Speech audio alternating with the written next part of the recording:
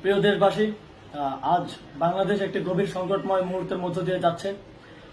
এখন পর্যন্ত আমাদের প্রাপ্ত খবর অনুযায়ী আওয়ামী লীগ, ছাত্রলীগ, যুবলীগের সন্ত্রাসীরা গুলি করে কুপিয়ে প্রায় 30-এর অধিক শিক্ষার ছাত্র জনতাকে হত্যা করেছে এবং দিন শেষ হতে হতে এই সংখ্যাটা কোথায় গিয়ে দাঁড়ায় আমরা জানি না।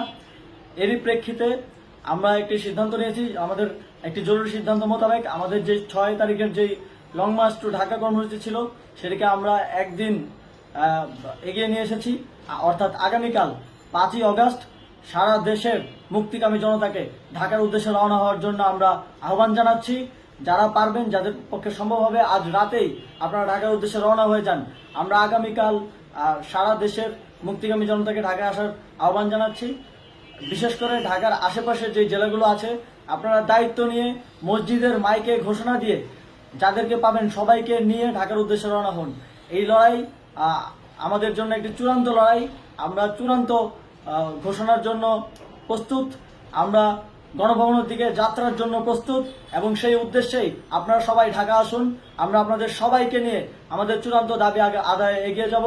আমি জানি না সমন্বয়করা আজকে রাতে বেঁচে থাকতে পারবে কিনা, কিন্তু আপনাদের উপর আমরা এই দায়িত্ব দিচ্ছি। আপনারা সবাই নিজ দায়িত্বে ঢাকায় আসবেন আগামীকাল এবং পরশু পরিস্থিতি বিবেচনা করে পরশু গণভবনের দিকে 4 দিক থেকে আমরা রওনা হব। আমরা খুব আতঙ্কের সাথে লক্ষ্য করছি যে ছাত্রলীগ, যুবলীগ এবং আওয়ামী লীগের গুন্ডারা পুলিশের অস্ত্র দিয়ে পর্যন্ত সাধারণ জনগণের উপর হামলা করছে। কিন্তু একটি সুখের খবর হচ্ছে, সারা দেশের বিভিন্ন স্থানে সেনাবাহিনী ছাত্র জনতার পক্ষে দাঁড়িয়েছে। আবার কিছু কিছু জায়গায় যেমন মিরপুর ও মোহাম্মদপুরে সেনাবাহিনী ছাত্র জনতার বিপক্ষে দাঁড়িয়ে গুলি চালাচ্ছে। আমরা সেনাবাহিনীর প্রতি আহ্বান জানাতে চাই, আপনারা এদেশের নাগরিক এবং আপনারা এদেশের নিরাপত্তার দায়িত্বে আছেন, এদেশের জনগণের যানবাহনের নিরাপত্তার দায়িত্বে আছেন।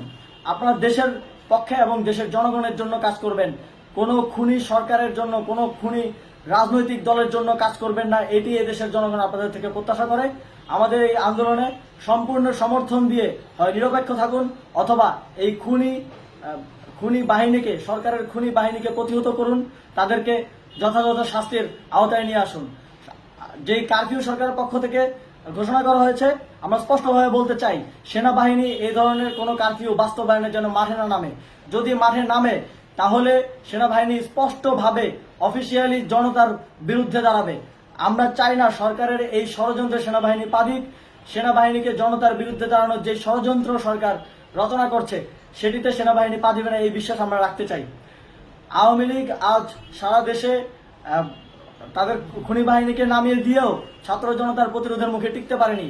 রাজপথের পরাজিত শক্তি হিসেবে তারা সেনাবাহিনী সহ অন্যান্য বাহিনীকে আমাদের বিরুদ্ধে কাজে লাগানোর চেষ্টা করছে।